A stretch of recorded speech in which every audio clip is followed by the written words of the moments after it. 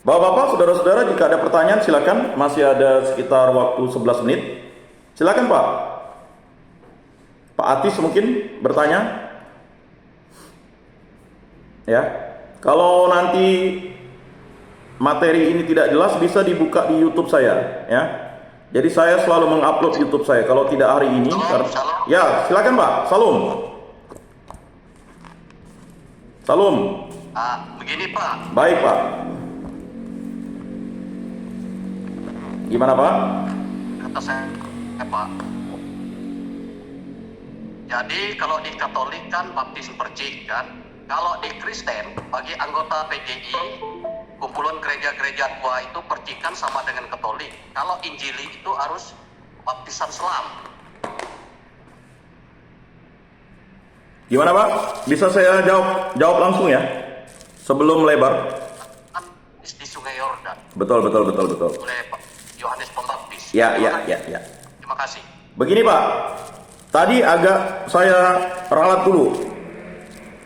Di gereja Katolik itu bukan baptis percik Pak, ya kan? Itu percik itu pemberkatan Pak, ya kan? Itu adalah baptis menuangkan air baptis di dahi itu, ya. Jadi sebenarnya ada dua jenis baptisan di dalam gereja Katolik Pak, baptis selam dan baptis, ya, yaitu baptis, ya, air baptis itu dicurahkan di dahi atau di kepala. Jadi begini, kalau untuk denominasi lain saya tidak ingin tanggapi, tapi di gereja Katolik itu ada dua. Tetapi begini, mengapa baptis selam itu tidak dipakai? Karena begini, bagi yang sakit ketika dia dibaptis Pak, diselam, kan nanti bisa mati dia Pak.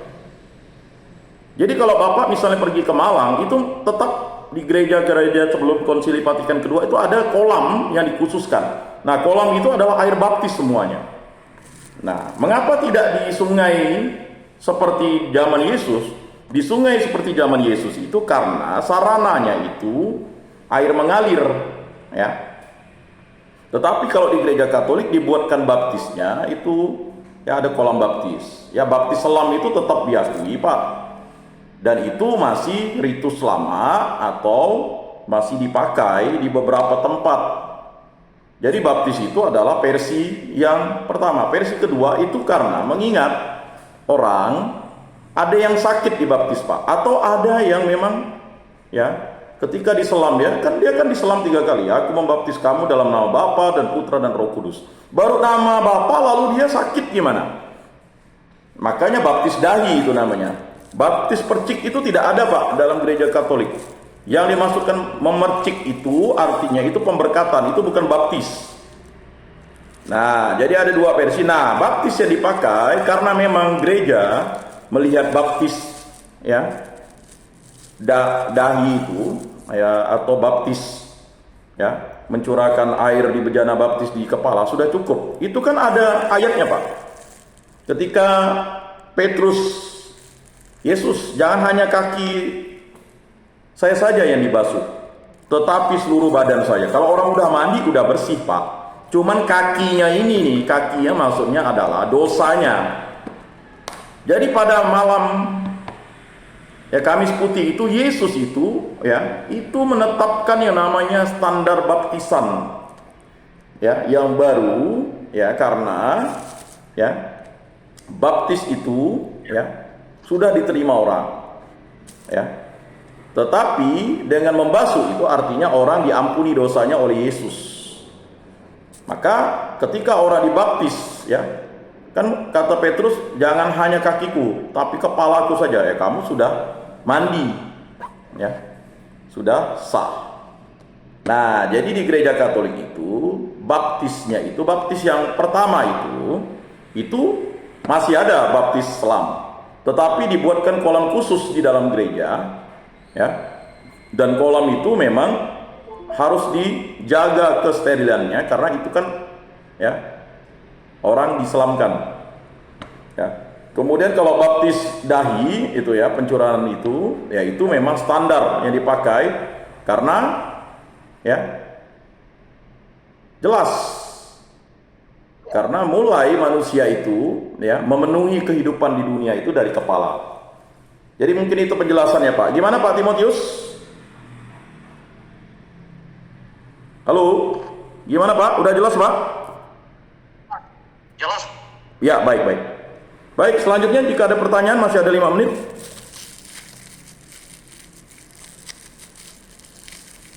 Halo? Ada? Oh, jelas Pak, paham dah. Ya. Jadi bagaimana? Ada yang pertanyaan lagi? Nggak ada Pak. Nggak cukup. Oh, cukup. Cukup jelas dan waktu pun dah tepat. Ya, baik. Terima kasih. Demikianlah penjelasan. Jika ada hal-hal yang kurang jelas, bisa ditanyakan pada pertemuan selanjutnya. Jika ada kekeliruan, ya kan? Mari kita saling bahu-membahu untuk saling menguatkan. Mari kita tutup dalam doa. Dalam nama Bapa dan Putra dan Roh Kudus. Amin. Allah Tritunggal Yang Maha Kudus, kami bersyukur di hadapan Karya Agung mulai yang mempertemukan kami di tempat ini. Berkatilah kegiatan bimbingan, penyuluhan dan katekesis secara online ini. Semoga apa yang kami dapatkan ini menjadi ilmu pengetahuan yang berharga bagi pengetahuan iman kami, untuk dapat menjadi kekuatan dan bekal kami dalam pewartaan-pewartaan kami dan kesaksian-kesaksian kami yang hidup. Berkatilah pribadi lepas pribadi kami, agar kami hidup rukun, damai dan sejahtera seturut kehendak Kristus. Dan berkatilah saudara-saudari kami yang belum hadir pada kesempatan ini, semoga di lain kesempatan. Ampunilah dosa-dosa mereka jika mereka terganggu atau terhalang oleh dosa, karena Engkaulah yang mengampuni dosa kami.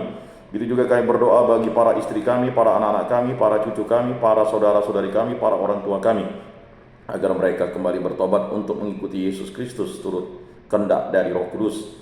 Berkatilah semua kami, anggota pengikut Kristus, agar kami selalu setia kepada Kristus Yesus. Dan kami juga berdoa bagi saudara-saudari kami, keluarga kami yang mungkin sakit atau mengalami persoalan. Angkatlah sakit, penyakit dan persoalan yang karena Engkaulah tabib ajaib dan kehendak-Mu yang terjadi dalam hidup kami ini. Semua doa kami serahkan perantaraan Tuhan kami Yesus Kristus yang hidup dan beraja hingga sepanjang segala masa. Amin. Dalam nama Bapa dan Putra dan Roh Kudus. Amin. Salam, salam kasih, damai dan sejahtera. Tuhan memberkati, menyertai dan melindungi. Salve.